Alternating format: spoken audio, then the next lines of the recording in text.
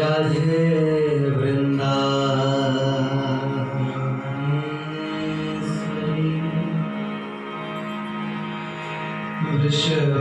वृषभानुसुते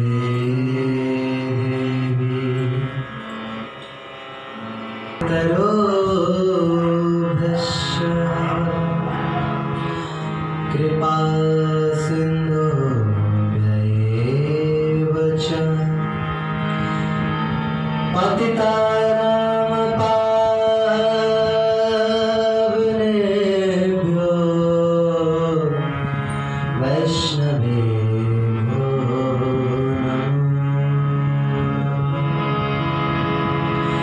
जन्माद्यस्य त्वन्मयादितरतश्चार्थेष्वभिज्ञस्वरा तेन ब्रह्महृदायादिकवये मुह्यन्ति यत्र सूरयः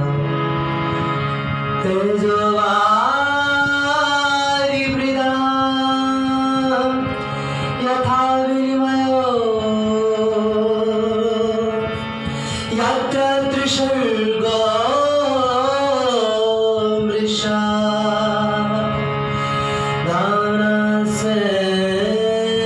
दानसेन सदा निरस्तकुहकं सत्यं परं धीमहि।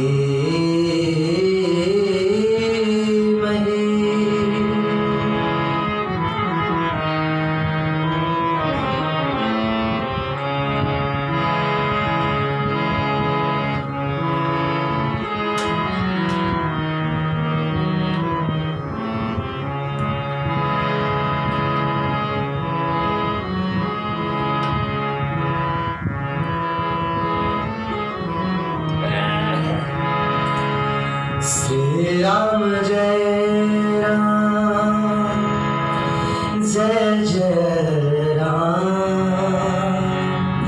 श्री राम जय राम जय जय राम श्री राम जय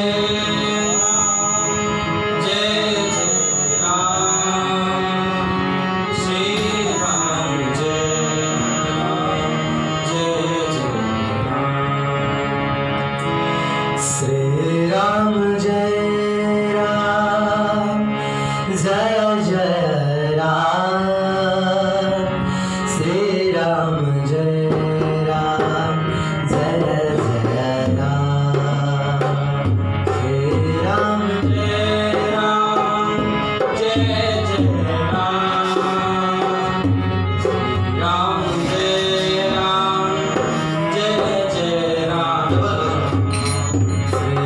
राम जय राम जय जय राम श्री राम जय राम जय जय राम श्री राम जय राम जय जय राम श्री राम जय राम जय जय राम श्री राम जय राम जय जय राम श्री राम जय राम जय जय राम श्री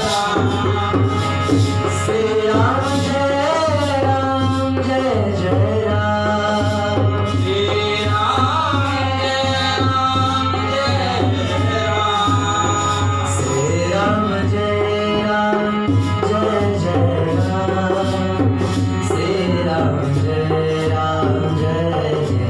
राम श्री राम जय राम जय जय राम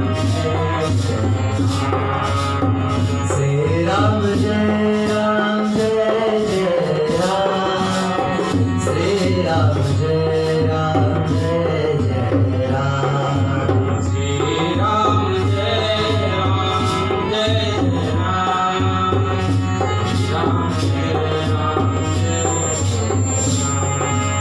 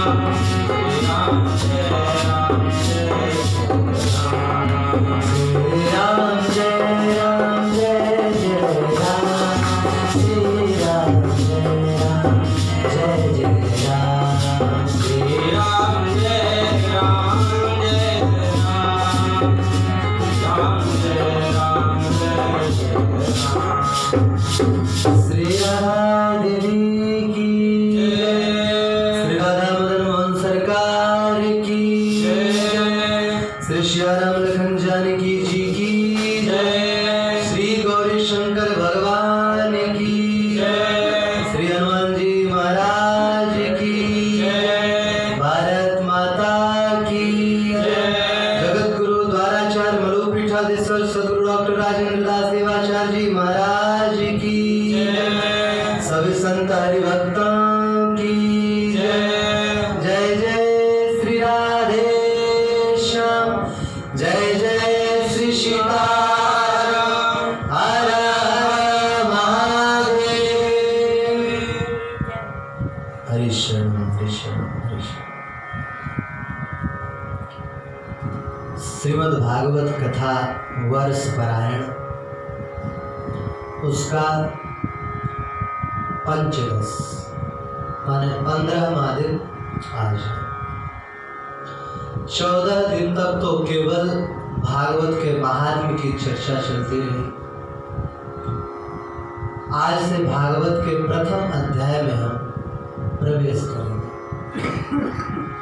श्री शौनक जी का चरित्र हमने दूसरे दिन ही कह दिया था पूरा का पूरा, उसे पूरा तो नहीं दोहराएंगे, संक्षिप्त रूप में याद करेंगे कि ये भृगु ऋषि जी के वंश में हुए, उनमें च्यवन हुए, च्यवन जी के भी वंश में आगे चल के रुरु हुए, रुरु के गृहसमद शुनक हुए, शुनक जी के शौनक जी हुए, और ये ब्रह्मा जी के पास इस इच्छा से गए थे कि प्रभु आगे कलयुग आ रहा है,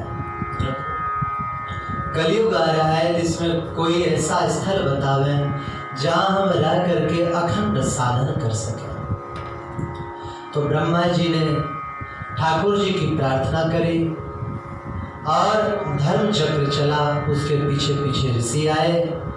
धर्म चक्र की नेमी जहाँ विशीर्ण हुई उसे नेमी सारण्य कहा गया।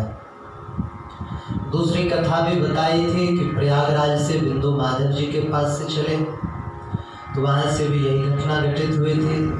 शौनक जी का पूर्व चरित्र दूसरे दिन की कथा में लगभग जितना शास्त्रों में मिल सकता है वो सारे चरित्रों के 2 घंटे में वर्णन किया गया था। अब आगे का वर्णन करें। तत्र तत्रांजसायुष्मन् भवताद्यद् विनिश्चितं पुंसान्मेकां ततः श्रेयान् श्रेयस्तन्न संशितुमर्हसि।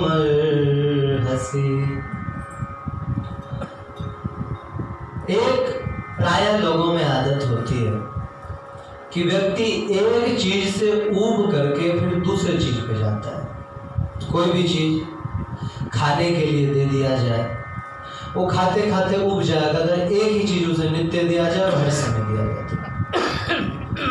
इसी तरह जब मनुष्य सब कुछ सुनते सुनते थक जाता है पूरी तरह से, तो उसमें जिज्ञासा होती है कि अब सार वस्तु को समझा जाए।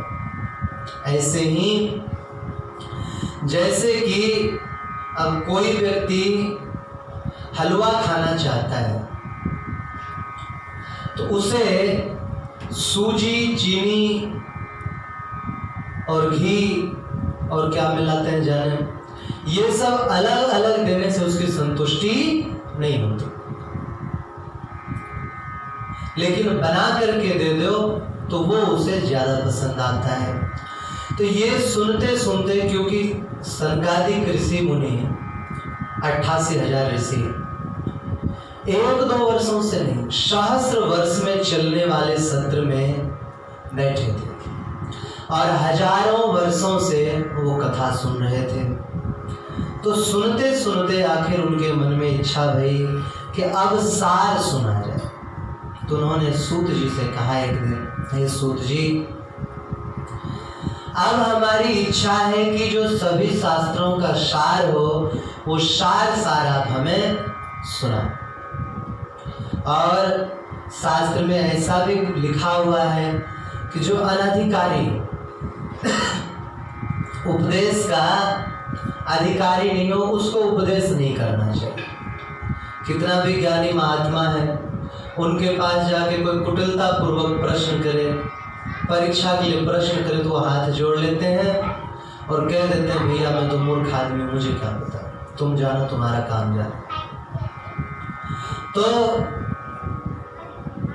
ठाकुर जी ने भी इस बात को कहा है, ज्ञान लेने के लिए महात्माओं के पास कैसे जाना चाहिए। तो बोले उपदेक्षन्ति ते ज्ञानम ज्ञानिनस् तत्वदर्शिनः। तत्वदर्शी महापुरुष कैसे उपदेश दे, बताया सबसे पहले उनके पास जा करके दंडवत प्रणाम करो, उनके प्रति आदर सत्कार की भावना प्रदर्शित करो और उसके बाद प्रेम पूर्वक उनकी आज्ञा लेकर के और तब प्रश्न करो, तब वो आपके सही सही सवाल का जवाब दें। सेवा भावी व्यक्ति को सही सत्संग मिलता है। सुना है कि किसी महात्मा के पास रस विद्या थी। रस विद्या समझते हो? नहीं। गरुड़ पुराण में भी आया है और रस रत्नाकर में है। सोना बनाने की कला हमारे ऋषि मुनियों ने खोज किया है। सिद्ध नागार्जुन जी ने अपने जीवन में 10 लाख टन से अधिक सुना है सोना बनाया था, औषधि से। गरुड़ पुराण में अब भी विधि है।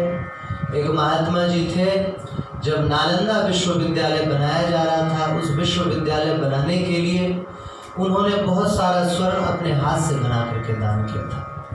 यहाँ तक कि काशी में जो हिंदू विश्वविद्यालय है उसमें जो दान किया है जिस व्यक्ति ने ज़्यादा से ज़्यादा धन, वो भी वैद्य थे। तो स्वर्ण बनाने की कला उसे ज्ञात थी। पता चला किसी राजा को कि इनको स्वर्ण बनाने की कला ज्ञात है। बुलाया दरबार में और बुला करके कहा, महात्मन, राज्य में गरीबी बहुत है, आप स्वर्ण बनाने की कला हमें सिखा दो। बोले राजन तू मूर्ख है, एक तो तू विधर्मी है, हिंदू नहीं था, सनातनी नहीं था, हमेशा मंदिर को तोड़ता फिरता है, ब्राह्मणों की छुट्टियां कटाता है, हिंदुओं को नष्ट करता फिरता है, और गरीबी का है कि लूटपाट कितना धन तो इकट्ठा किया। बोले महाराज राजी राजी हमें एक कला सिखा दो, नहीं तो गैर राजी हमें सीखना आता है। बोले अच्छा तो प्रयास करके देख ले। तो उसने क्या किया, उस महात्मा जी को कैद कर लिया, बंद कर दिया। भक्तमाल की घटना, सच्ची घटना, बंद कर दिया। लेकिन उसके मन में वो कला सीखने की इच्छा तब भी रही। तो वो वेश बदल के रोज जेल के अंदर जाता और उस महात्मा जी की सेवा करता। एक दिन महात्मा जी प्रसन्न हो गए, बोले बोल क्या चाहता है। बोले महाराज बहुत गरीब हूँ, जो देना चाहो दे दो। बोले मैं तुम्हें स्वर्ण बनाने की कला सिखाता हूँ। कला सिखाया। बाद में राजा ने महात्मा को निकलवाया बाहर और सिंहासन पर बैठ के बोला, महाराज तुमने हमें भले ही ये विद्या नहीं सिखाई, फिर भी हम सीख गए। बोले बेटा सीखा तो होगा, लेकिन सीखा होगा चेला बन करके, ऐसे अभिमान में नहीं सीखा होगा। लेकिन अब भी तू नहीं बना सकता, क्योंकि सारी विधि तो बता दी, 99% 1% रह गई है। अगर तू अब तक धोखेबाजी नहीं करता, असली रूप में प्रकट हो जाता, तो अब तुम्हें वो कला मिल जाती। तो बोले कि अधिकारी व्यक्ति को देख करके ही सच्चा उपदेश या सच्ची चीज दी जाती है, अनाधिकारी के हाथ में नहीं दी जाती। अब बंदर के हाथ में बंदूक थमा दो, क्या करेगा? जिसने थमाया उसी को मार डालेगा। मूर्खों के हाथ में देश की सत्ता थमा दो, वो आपका ही नाश कर डालेगा। कुत्ते को घी खिला दो, मर जाएगा बेचारा। तो ऐसे ही अनाधिकारी व्यक्ति के हाथ में कुछ भी नहीं होना चाहिए। तो अधिकारी की परीक्षा संत लोग कर लेते हैं। तो सूत जी, सौनक जी कहते हैं, सूत जी हम अधिकारी हूँ ऐसी बात भी, अनधिकारी हूँ ऐसी बात भी नहीं है। हम आपसे हित की बात पूछ रहे हैं, आपसे स्नेह रखते हैं और आपका भी हमसे स्नेह। सुना है समर्थ गुरु रामदास जी महाराज, उनके शिष्य महाराज शिवाजी राजे भोसले बहुत प्रिय थे। तो बाकी जो विरक्त शिष्य थे उनको ये बात अच्छी नहीं लगी कि गुरुजी पक्षपात करते हैं, हम सब भी तो इनके शिष्य हैं, लेकिन उसके बावजूद ये उनको ज़्यादा महत्व देते हैं। एक दिन गुरुजी ने एक नाटक किया, पेट पकड़ के बैठे, हमें तो पेट दर्द हो रहा है। सब शिष्य परेशान, तमाम दवाई दी, बिल्कुल सही नहीं हुए। शिवाजी जी जब दर्शन के लिए आए थे, बोले क्या हुआ गुरुजी को? पेट दर्द, इलाज क्या है? बोले शेरनी का दूध। कोई चला जाने को तैयार नहीं हुआ, कौन जाए, कौन जबरदस्ती? बोले आ बैल मुझे मार। लेकिन शिवाजी राजे स्वर्ण का पात्र लिए और शेरनी के मांद में गए, गुफा में गए और हाथ जोड़ करके कहा, वो गुर्राने लग गई, उससे बच्चे खेल रहे थे आसपास। बोले कि देखो मैं तुम्हारा कोई अहित नहीं चाहता हूं, परंतु मेरे गुरुजी के पेट दर्द के उपचार के लिए हमें ये दूध चाहिए। मूक पशु भी हिंसा करते हैं केवल अपने भोजन के लिए, बाकी कारणों से नहीं करते। तो वो समझी और ये दूध दूध करके लाए। बोले अब बताओ शिष्यों, कौन योग्य है और कौन अयोग्य है? अधिकारी देख करके ही गुरुजन भी कृपा करते हैं। अनधिकारी व्यक्ति है। विठल नाथ गोस्वामी जी के जीवन में आया है 252 वार्ता ग्रंथ में कि एक ऐसा 3 या 4 व्यक्ति आए, दर्शन के लिए आए। बोले महाराज मुझे शिष्य बना लो। अच्छा, तुम्हारी कहाँ आसक्ति? पहले ने कहा हमें भोजन में बड़ी आसक्ति। अच्छा खाना, ठीक है, तुम रसोईया बन जाओ ठाकुर जी का। अच्छा बनाओ और भोग लगाओ और खुद भी पाओ। रसोईया बन गया। दूसरे से पूछा तुम्हें क्या अच्छा लगता है? उसने कहा हमें जेवर जवाहरात बहुत अच्छे लगते हैं। बोले ठाकुर जी के पोशाक सेवा में लग जाओ तुम।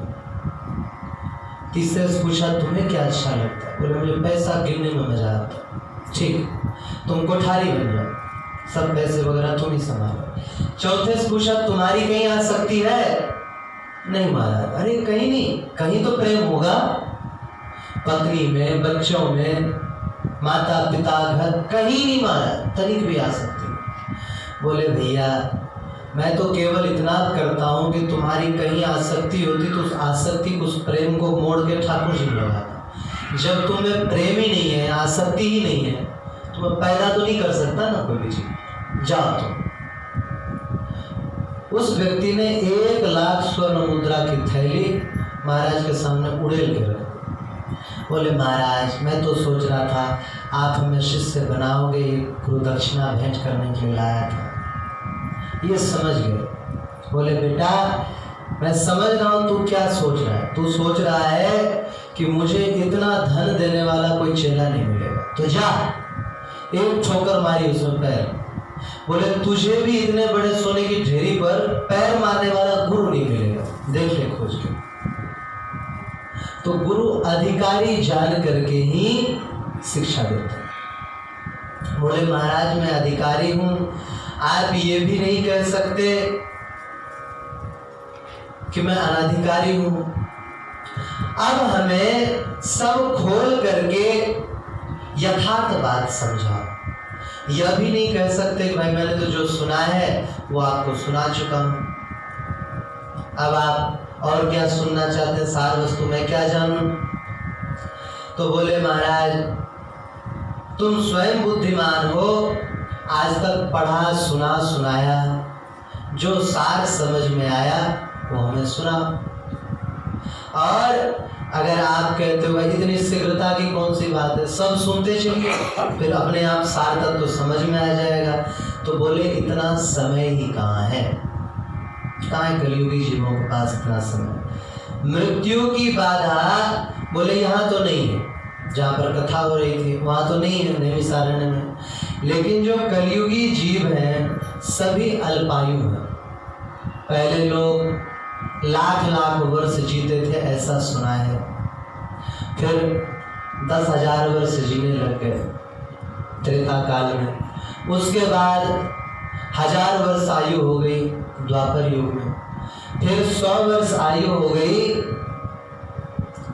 कलयुग में, और अब जब कलयुग अपने अगले चरण की ओर बढ़ रहा है तो 100 साल भी हर कोई नहीं पहुंचता, कोई पहुंच पाता है। ऊपर से श्रेयासी बहु विघ्नानि, अच्छे कार्य करोगे, कोई भी अच्छा काम शुरू करो तो बड़े बड़े विघ्न बाधा आने लग जाते हैं। कुछ लोग ऐसे हो जाते हैं बिना अकारण जो है द्वेष करने लग जाते। कोई भी अच्छा काम करो, कुछ भी अच्छी बात निकाल लो, राम मंदिर के विषय में जैसे हुआ कि मंदिर वहीं बनाएंगे, तारीख नहीं बताएंगे, बहुत शोर मचाया। तारीख बता दिया, तारीख कैसे बता दी? मस्जिद में कोई मुख्यमंत्री चला जाए और वहाँ जाली टोपी लगाए तो मीडिया को कोई लेना देना नहीं, और प्रधानमंत्री जी और मुख्यमंत्री जी अगर राम मंदिर चले जाते तो हाय तौबा, ये तो हिंदू धर्म का ही पालन पोषण कर रहे हैं, ऐसा मचाने लग जाते हैं। तो बोले अच्छा काम कोई भी करो, श्रेयासी बहु विघ्नानि, उसमें विघ्न बाधा अवश्य आता। सुना है सत्संग में भी प्रायः मना किया जाता है कि मत जाओ वहां पर, क्योंकि वहां पर लड़ाने की बातें होती हैं,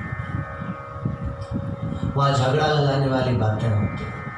और आश्चर्य है, मैं कभी भी किसी का नाम लेकर के तो यहाँ कभी कुछ नहीं कहता और डायरेक्ट कटाक्ष भी नहीं करता, लेकिन बात ऐसे ही होता है जैसे कोई चोर बैठा हो और आप बोलो चोरी करना पाप है, बाकी को बुरा नहीं लगेगा, लेकिन चोर के मन में अवश्य आ जाएगा कि बुरा हमें ही बोल रहे हैं डायरेक्ट। तो बोले श्रेयासी बहु विघ्नानि, तो बड़े बड़े विघ्न आते हैं, और कलयुगी जीवों के पास बुद्धि की तो अत्यंत कमी है, बहुत कमी है। सत असत हित अनहित सोचता ही नहीं, बिल्कुल नहीं सोचता। राम सेतु तोड़ने के लिए कांग्रेस ने बड़ी बड़ी मशीनें लगाई थी, मशीन तोड़ने वाले व्यक्ति का हालत खराब, परिवार नाश होता जा रहा था। इस भारत में भी धार्मिक कृत्य को रोकने के लिए, और धर्म का जो धन है, राम मंदिर के लिए जो धन आया है, जनता ने जो टैक्स दिया है, उसको खाने के कारण आज कांग्रेस का क्या हाल है देख ही रहे हो। जो भी वहाँ पर प्राइम मिनिस्टर पद के लिए आता है उसी का जय से आराम हो जाता है, परंतु बुद्धि अब तक नहीं है। तो कलयुगी जो जीव भी ऐसे ही बुद्धिहीन है, बुद्धि नाम की चीज नहीं। ये नहीं सोचते कि हमारा कितना बड़ा हानि तो हो चुका है और कितना हो सकता है धार्मिक कृत्य के विरोध में। एक व्यक्ति सत्संग में जाता है, 10 व्यक्तियों को जोड़ता है, ठाकुर जी प्रसन्न हो जाते हैं। क्यों? क्योंकि बोलते हैं जो जीव हमसे छूट गया था, जो भटक गया था, वो जीव को ये पास लाया। जैसे एक माँ का 4-6 लड़के हों और इधर उधर भटक जाए और कोई एक खोज करके लाए तो माँ उस पर बड़ी प्रसन्न होती है। ठीक विपरीत और है कि खोज करके तो मतलब जो आ चुके उनको और भगाओ। इसी तरह सत्संग कार्य में, मंदिर के कार्य में, धर्म के कार्य में लोगों की आदत हो जाती है। बाधा दो, खुद तो मत जाओ, 10 लोगों को और बताओ कि वहां मत जाओ। आज समय की ऐसी दुर्दशा है कि वही बुद्धिहीनी व्यक्ति सोचे कैसे, और सोचेगा। बस बात ये होती है कि जब तक चिड़िया खेत पर नहीं पहुंची है तब तक बचा लो अपने खेत को, और जब चिड़िया चुग गई खेत तब पछताए का होते, तो तब समझोगे तो फिर कुछ करने का मौका नहीं मिलेगा। तो बोले इनके पास बुद्धि नाम की चीज नहीं है, कलयुगी जीवों के पास। अब तो हे सूत जी, आप ही अपने मन में मत करके शास्त्रों का निचोड़ निकालो, और निकाल करके शुद्ध सुंदर स्वच्छ जो शरीर को पुष्ट करे, जीवा को तुष्ट करे, ऐसा मक्खन रूपी शास्त्र, ये शास्त्र रूपी मक्खन जो सभी शास्त्रों का सार हो, वो सुना। अलग कुछ और नहीं सुनना है। और ये भी नहीं है कि शास्त्र से बाहर की बात होता, जो शास्त्र से बाहर गया उसका भी नाश हुआ।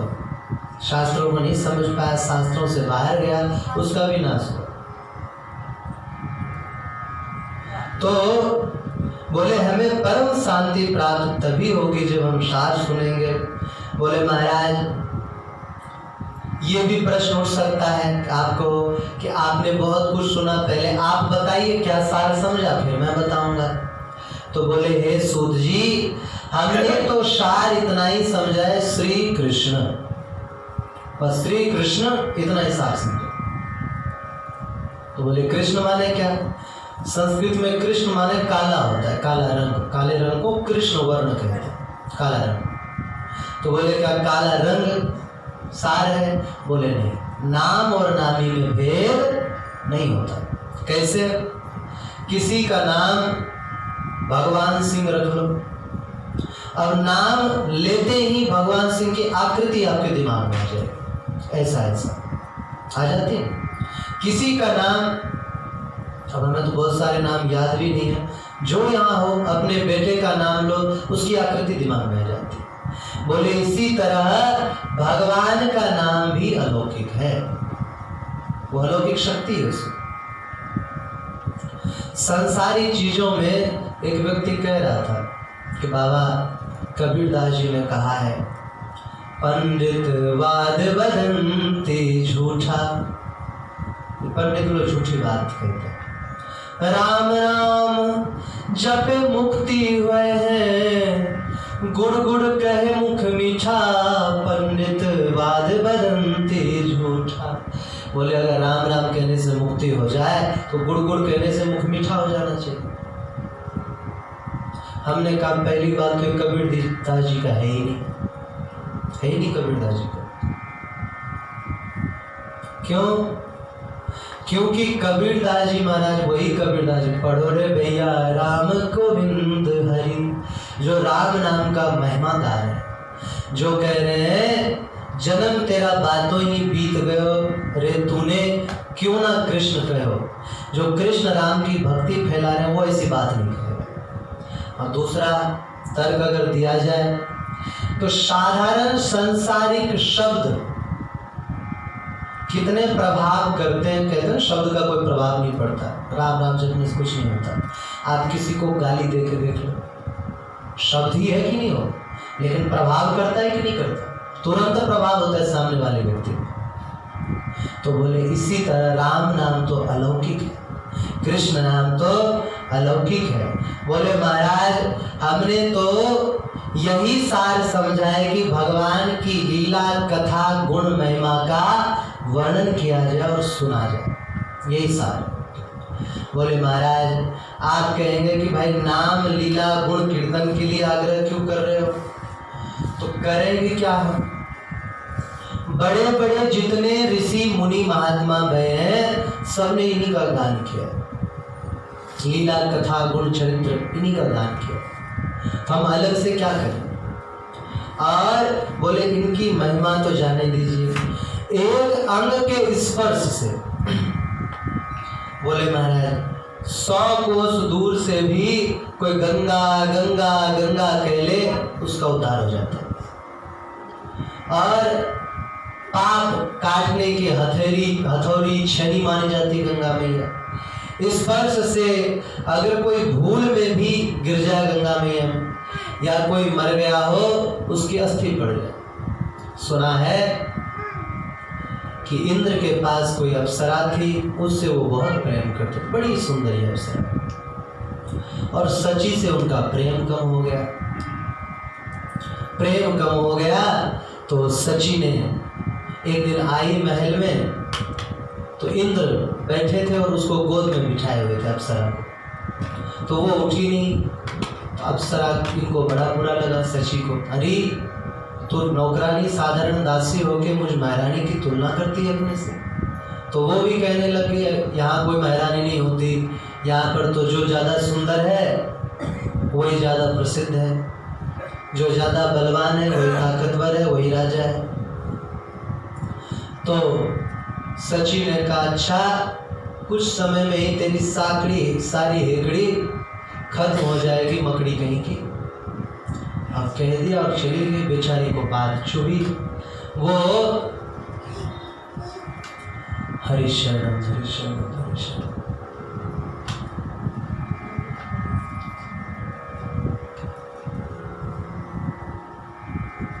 आइए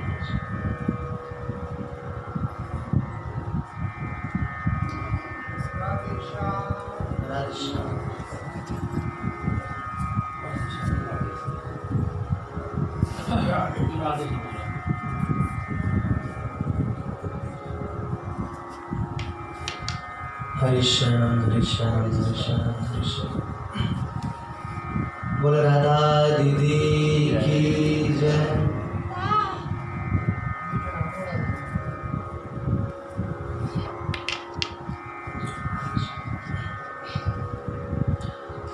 तो चर्चा चल रही थी कि ठाकुर जी की महिमा तो अनंत, उनकी छोड़ी, उनके अंग के संसर्गी की महिमा। तो कोई अप्सरा रही, वो इंद्र से प्रेम करती थी। सची जी से एक दिन झगड़ा हुआ तो सची ने कहा मकड़ी तेरा थोड़े दिन का पुण्य। बेचारी डर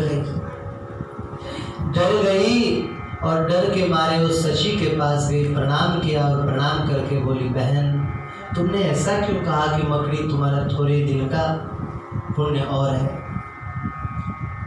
तो बोले कि देवी अब पूछती हो तो बताती हूँ। तुम पिछले जन्म में मकड़ी, साधारण जो मकड़ी होती है ये जाला वगैरह बुनती रहती, वो मकड़ी थी। अब तुम्हें क्या है, एक कौवा निगल गया और वो कौवा बार बार एक गधैया को परेशान करता था। तो घाव लगा था गधैया में, तो उसमें चोंच मारता आकर के, और भाग्य से एक बार ऐसा चोंच मारा और चोंच निकला ही नहीं, और बेचारी वो गधैया परेशान हो गई और गंगा जी में कूद के मर गई। कौवा भी मर गया। तो ये दोनों तो पहुंचे बैकुंठ, और तू उसके पेट में थी, तुम्हारा शरीर। तो क्या है कि गंगा जी में जितने दिन तक आपकी हड्डी रहेगी उतने दिन तक आपको स्वर्ग में जगह मिलेगा। इस नियम के अनुसार तुम यहाँ अभी पड़ी हो, क्योंकि भले हमें ना पता चले लेकिन मकड़ी में भी हड्डी तो होता ही है, बहुत महीन होता है लेकिन होता है। तो बोले कुछ ही समय में खत्म होने वाला है, गल जाने वाला है। देवी बड़ी चिंतित भई, इंद्र के पास आई कि मुझे वरदान दीजिए। क्या? बोले मैं हाथी बनना चाहती हूँ गंगा किनारे। क्या कारण है? बोले बाद में आकर के बताऊंगा। बाद में वो हाथी बनी, मर गई, शरीर वहाँ छोड़ के वापस आए, फिर बताया ऐसी ऐसी बात है। हाथी बन करके शरीर त्याग करके आए।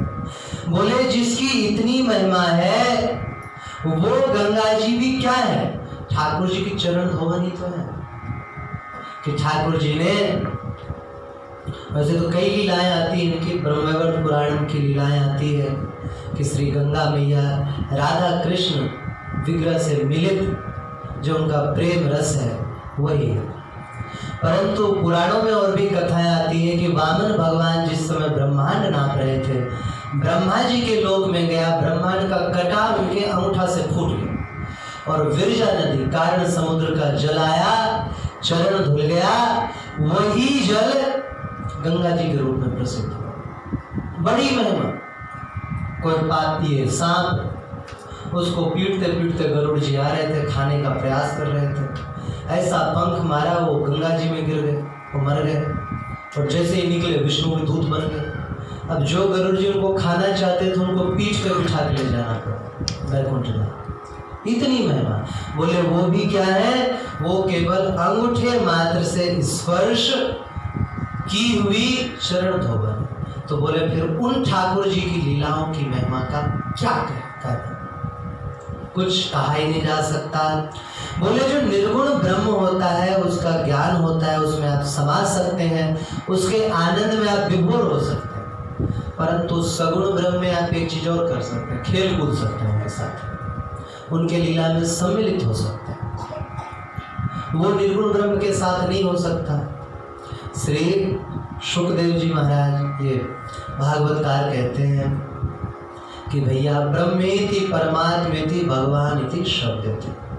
ब्रह्म परमात्मा और भगवान है एक ही शब्द, बस अलग अलग नाम अलग अलग रख दिया।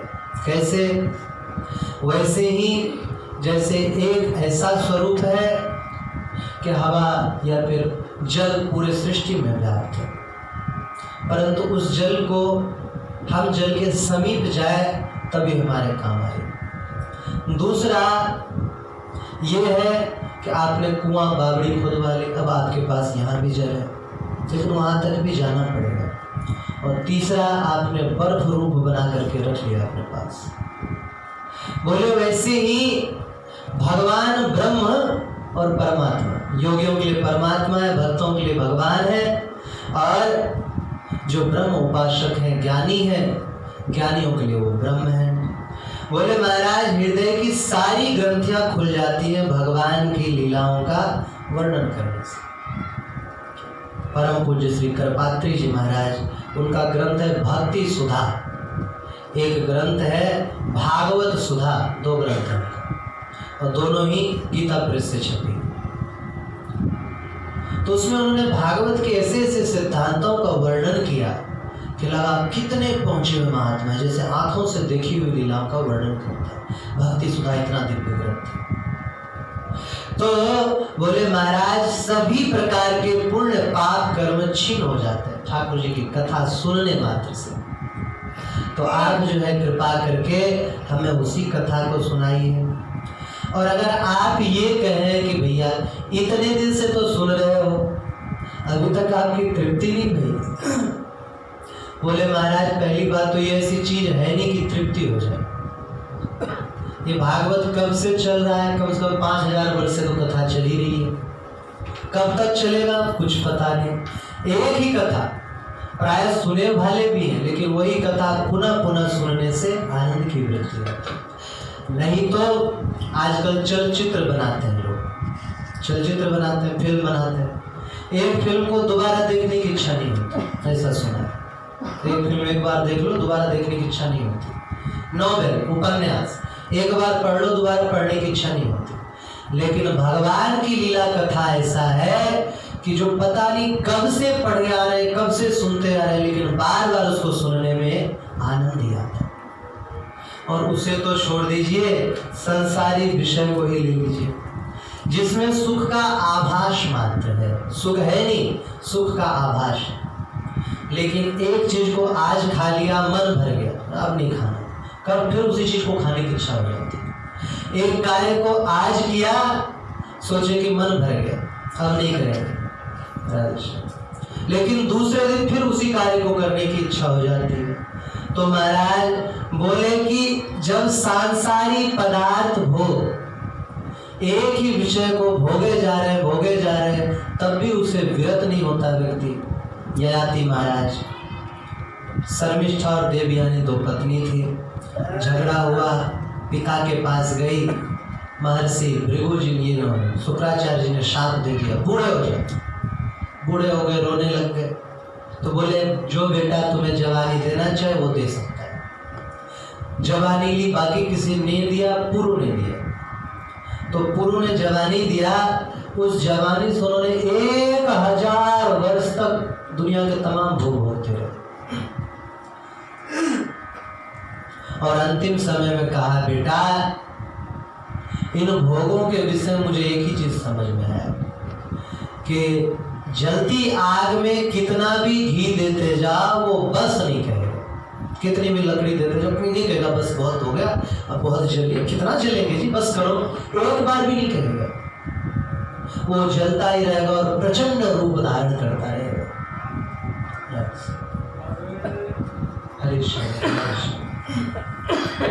बोले इसी तरह ये विषय भोग में जब इतना आनंद आता है जीवों को, फिर भगवान की लीला कथा तो परम मधुराति मधुर रस है। दूसरे चाहे किसी से भले ही तृप्ति हो जाए, लेकिन भगवान की लीला कथा से तृप्ति नहीं होगी, कभी नहीं, ना हुई है, ना होगी और ना कभी हुई थी। जितना सुनो उतना ही आनंद बढ़ता चला जाता है। बोले महाराज इसलिए आप कृष्ण कथा सुनाइए। और आप ऐसा ना सोचें केवल कृष्ण की कथा, उनके साथ बलराम की भी कथा सुनाइए, क्योंकि दोनों ने सारी लीलाएं एक साथ ही करी।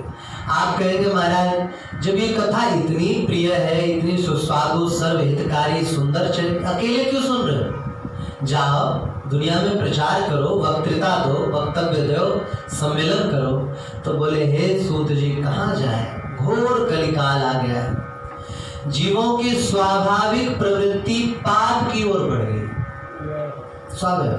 आपको पता है कलयुग की शुरुआत महाभारत में कैसे लिखी? बताओ मैं एक घटना। महाराज युधिष्ठिर के पास एक अभियोग आया। अभियोग बोले तो केस आया। केस क्या आया कि एक व्यक्ति ने दूसरे व्यक्ति को, मालिक ने दूसरे व्यक्ति को अपना खेत बेच दिया। खेत में कुआं खोदने के लिए जब खुदाई चल रही थी तो एक बड़ा सा संदूक मिला। उसमें धन भरा हुआ था, बहुत हीरे जवाहरात। ईमानदारी का जमाना था, धर्म का पैसा खाने की लोगों में रुचि नहीं थी। तो उसने वो उठाया और उठा करके मालिक के पास गया कि आप इस भूमि के स्वामी हैं, आप इस धन को ले लीजिए क्योंकि आपकी जमीन में मिला।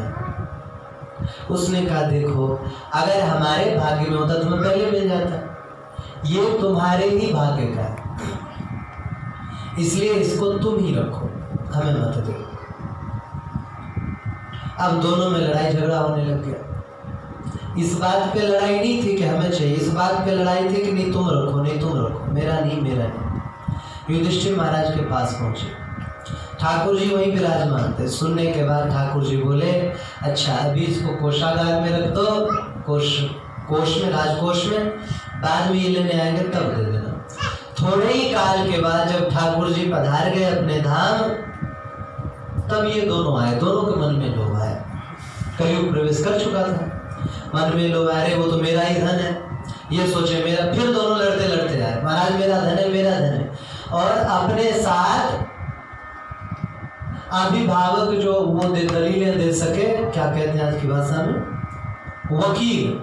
वकील को भी साथ में लाए। क्या किया जाए अब यहाँ पे? तो बोले एक काम करो, मालिक की बेटी है और इसका बेटा है, तो बेटी का ब्याह बेटे से करके और वर वधू को जितना धन है दे दो। समाधान कर दिया। लेकिन कलयुग की शुरुआत यहीं से हुई, पराये धन पे, धर्म के धन पे कुदृष्टि करने का। और कितना बड़ा नाश होता है, कई बार मैं सुना चुका हूँ और बार बार मैं सुनाता हूँ ये बात। अब का पाकिस्तान, लेकिन उसमें पाकिस्तान नहीं था, आज़ाद हिंद की बात है कि कोई एक साधु पूज्य श्री भाई हनुमानपुर दर प्रसाद जी से और एक घटना सुना है। तो बोले महाराज गांव में रहते थे, एक मित्र था हमारा, वो मित्र, उससे हमने कहा कि भैया चलो पैसा कमाने चले, और पैसा कमाने के लिए गया। 1 लाख रुपये, 1 लाख हम दोनों ने इकट्ठा किए, कल्याण पत्रिका में छपी थी। 1 लाख इकट्ठा किए और वापस आ रहे थे, रास्ते में मेरे मन में पाप आ गया कि अगर मैं इसको मार दूं तो ये सारा धन मेरा हो जाए। और यही आजकल सोचते हैं प्राय लोग कि ये भग जाए, वो भग जाए तो ये धन हमारा हो जाए। ये कंटक के रूप में आ रहा है बीच में। तो उसने क्या किया, रात्रि में सोते समय अपने मित्र को मार दिया और 2 लाख रुपया लेके गांव आया और 1000 रुपये उसके घर वालों को दे के कहा क्या करें, रास्ते में डाकुओं ने हमला कर दिया, पैसे भी छीन लिया, थोड़े पैसे बचे थे, आधा तुम ले लो, आधा हम, 1000 दे दिए। उन्होंने भी सोचा भाई ईमानदार व्यक्ति है, कोई बात नहीं, कुछ नहीं कहा। बाद में इसका बेटा हुआ, बड़ा सुंदर लड़का, पढ़ने के लिए लंदन भेजा बड़े होने पर। जब लड़का 25-30 वर्ष का करीब हुआ, अचानक गांव में डाका डल गया और इसको पीट पाट करके वो जो डाकू थे सारा धन जितना गड़ा गड़ा इधर उधर सब छीन छान के ले गए। फिर भी इसके मन में आई कि कोई बात नहीं, यही धन तो गया, बैंक में कुछ जमा है। लेकिन बैंक में भी डाका डल गया। अब बेचारा चिंतित था। इधर बेटे का फोन आया, पिताजी हम बीमार पड़ गए हैं, स्कूल की फीस भी भरना है, तो बेटे को बुलाया घर। बेटा बहुत ज़्यादा बीमार पड़ता जा रहा था, बीमार पड़ता जा रहा था, उसका देखभाल और इलाज कराए जा रहे थे, परंतु स्वास्थ्य लाभ उसका हो नहीं रहा था, दिन प्रतिदिन बिगड़ता जा रहा था। जो जमीन जायदाद प्रॉपर्टी थी उसको भी उन्होंने सेल कर दिया, बेच दिया। थोड़े से पैसे बचे थे, 2-4 रुपए। बेहोश पड़ा था लड़का, मूर्छित अवस्था में। आँख खोला, पिताजी हमारे गांव के कुंड पे एक वैद्य जी रहते हैं, उससे 1 रुपया की औषधि ले आओ। ले आए, खिलाया तो लड़का फिर बेहोश हो गया और थोड़ी देर में उठा। जो लड़का महीनों से बिस्तर से हिल तक नहीं पा रहा था, वो एकदम से उठ के बैठ गया, ठाके लगा के हंसने लग गया। अरे बेटा क्या हो गया तुम्हें? क्या हो गया? कुछ भी तो नहीं हुआ। आपने मुझे पहचाना नहीं लग रहा, ध्यान से देखिए मेरे शक्ल को, मैं कौन हूँ?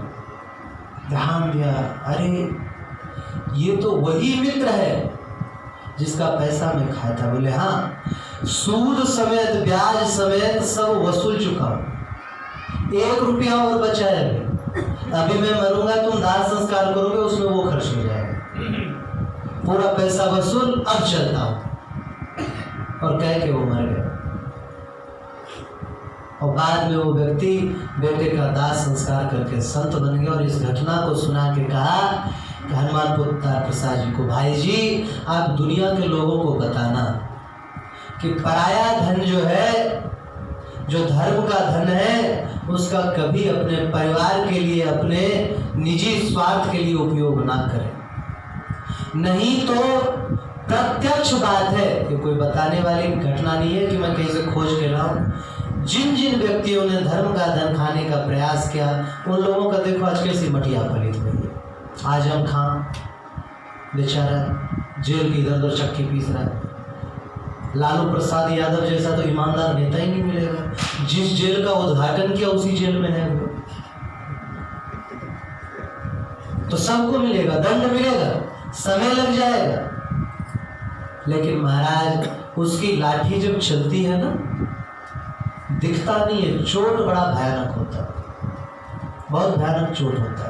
इसलिए हमें चाहिए कि धर्म के धन से, धर्म के अन्न से अपना बचाव करें। कोई कुछ कह रहा है तो उसे सही ढंग से समझने का प्रयास करें, क्या कह रहा है, क्यों कह रहा है। देखो मेरी किसी निजी दुश्मनी होगी भी कैसे, 1 महीना आज पूरा हुआ है, 2 तारीख को मेरा है, अब 1 महीने में किससे दुश्मनी कर लूँगा, और दुश्मनी करके फायदा भी क्या। लेकिन मैं जो बात बोलता हूँ वो हित की बोलता हूँ, मैं जो बोलता हूँ इसके लिए मैं जिम्मेदार हूँ। लेकिन तुम क्या समझते हो इसके लिए तो मैं जिम्मेदार नहीं हूँ ना। मैं जो बोल रहा हूँ उसके लिए मैं पूरा जिम्मेदार हूँ, लेकिन तुम क्या समझते हो इसके लिए मैं जिम्मेदार नहीं। तो समझने का प्रयास करें कि कोई सच्ची बात बोल रहे हैं। अभी धर्म की बात नहीं समझोगे, ऊपर से अपराध और करते फिरो। तो हमने कहा ना, उसकी जब लाठी चलती दिखती नहीं है, लेकिन मार बड़ी भयंकर पड़ती।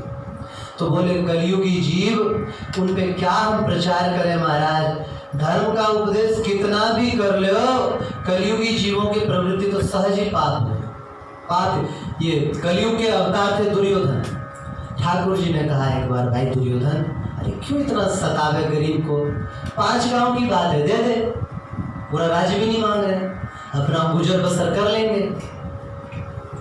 धर्म का तुम्हें नहीं पता हो, धर्म उपदेश करें। वो हंसा, बोले कि सब कृष्ण, हमें पता है कि धर्म क्या है और हमें ये भी पता है अधर्म क्या है, लेकिन हम पापी हैं, कुत्ते की पूंछ है, तो हमारी स्वाभाविक प्रवृत्ति पाप में ही है, धर्म की ओर है ही नहीं। करें क्या? तो अकारण महात्माओं से द्वेष करो, अकारण किसी के प्रति निंदा का प्रचार करो, तो इससे अपने ही पैर पे कुल्हाड़ी मारोगे। बता रहे थे परसों कि निंदा करने का कितना बुरा फल मिलता है, कि दूसरों का पाप और अपने सिर पे प्यार से ले लेते हैं। इसीलिए श्री तुलसीदास जी ने कहा, निंदक नियरे राखिए आंगन कुटी छवा, बिन साबुन बिन तेल के होत अंग सुहा। बोले निंदकों को अपने घर में रख लो। क्यों? तुम जो भी पाप ताप करोगे ना, वो सब अपने जीभ से चाट के अपने पास ले लेंगे। बड़े कृपालु है। तो बोले महाराज अधर्म प्रवृत्ति वाला मनुष्य सोचता है पर लोग किसने देखा है जी, जब की तब देखी जाएगी। लेकिन कलयुग में एक चीज और है, कलयुग में सजा बहुत कुछ तो यही मिल जाती है, पृथ्वी पे ही मिल जाती है, वहां की तो बाद की बात। बोले ये सोचता है पर लोग किसने देखा है, खूब मौज उड़ा फिर की फिर देखी जाएगी। इस प्रकार विषयों में निमग्न जीव संसार सागर में गोता खा रहे हैं। बोले महाराज हमें कृपा करके आप जैसे सूत जी संत मिल गए हैं तो आप कथा सुना रहे हैं, नहीं तो इस कराल कलिकाल में कथा सुनाने वाला मिल भी जाए तो प्राय महाराज पैसा मांगते बोलते हैं 50,000 रुपये, 1 लाख रुपये, 10 लाख रुपये और 20 लाख रुपये, इतने में कथा करेंगे। हम पैसा नहीं लेते, फिर हमारे संगीत वाले लेते। अरे तो रखे क्यों उसको, टेंट का पैसा लगेगा, क्या जरूरत है टेंट लगाने की। तो ब्राह्मणों को लगेगा, चलो ब्राह्मणों को दक्षिणा देने का विधान है, तो क्या गांव में ब्राह्मण नहीं होते कि बाहर से बुला करके करवाए सब कुछ। हरिशरणम हरिशरणम। तो बोले कि आपकी कृपा है, हमें उपदेश मिल रहा है और बोल रहे हैं कि दुनिया में जाइए, इस पुण्य स्थल को छोड़ करके कहाँ जाए।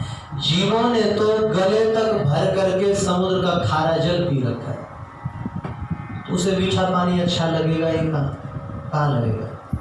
अब कोई बहुत भूखा व्यक्ति है, उसे पहले तो आप सूखी रोटी खूब भर पेट खिला करके 1 लोटा पानी पिलाए, पेट भर गया, गुंजाइश नहीं रही।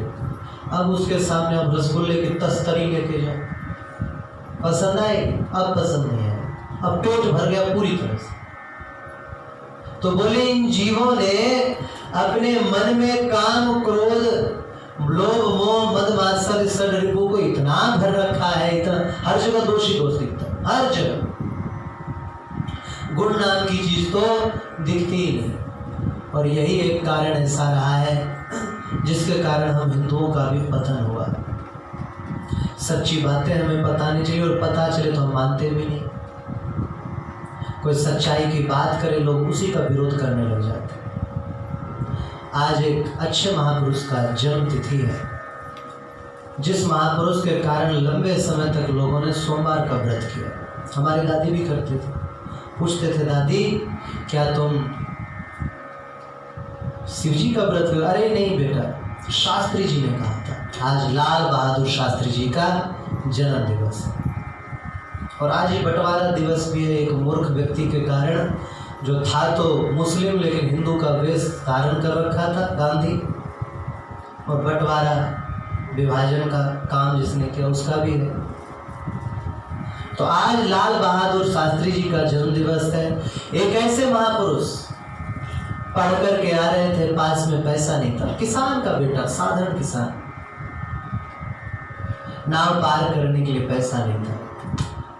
लोगों ने कहा आ जाओ नाव पे बैठ ले, लेकिन बच्चे ने कहा नहीं आप लोग जाओ। उनको भेज दिया, कपड़ा उतारा, सिर पे बांधा और अपनी पोथी भी बांध ली, और कूद गया उस गंगा की धार में जिसमें बड़े बड़े तैराक डरे तैरने से, इतनी तेज धार। लोग नाव पर से देख रहे थे, अरे बताया भी आजा बेटा पैसा नहीं, लेकिन नहीं, और पार आ गया। वो थे हमारे लाल बहादुर शास्त्री जी। इस देश के कांग्रेस का सबसे पहला ऐसा नेता था जो सच्चा था, नहीं तो प्राय सब नष्ट करने पे ही तुले हुए थे। ऐसे व्यक्ति जिन्होंने हार नहीं मानी, उनका सभी व्यक्ति का था अपना अपना नारा। उनका था जय जवान जय किसान, और एक नारा और था उनका, मरो नहीं मारो, ये नारा था उनका। जब आंदोलन भई थी, महात्मा गांधी ने कहा था करो या मरो, तो इन्होंने नारा लगाया था मरो नहीं मारो, लाल बहादुर शास्त्री जी। देश को आज आज़ाद कराने में भी इनका बहुत बड़ा योगदान रहा। और एक ऐसा समय था कि जब भारत पे पाकिस्तानियों ने हमला किया था, लाल बहादुर शास्त्री जी ने खुला हाथ कर दिया। उससे कुछ साल पहले ही चीन से भारत हार चुका था युद्ध में नेहरू के राजनीतिक कारण, परंतु ऐसा कट्टर जवाब दिया, लाहौर तक पहुंच गई हमारी सेना। और तब उस समय का सुना है राष्ट्रपति कोई ऐसा ही दोगला व्यक्ति था, वो अमेरिका भी दबाव डालने लग गई कि अगर आप युद्ध, बोले युद्ध बंद करो। बोले क्यों बंद करें, तुम कौन हो? बोले अमेरिका को आके दिखाया। बोले अगर आप बंद नहीं करोगे, हमारे भारत में गरीबी थी, लाल रंग का गेहूं आता था। आप लोगों में से पता नहीं कितनों ने देखा है, हमें थोड़ी पूर्व स्मृति इसलिए याद है, बोले लाल रंग का गेहूं आता था, अब तो उगता भी नहीं आता। तो बोले कि हम गेहूं देना बंद कर देंगे। शास्त्री जी ऐसे, बाकी कोई होता तुरंत झुक जाता।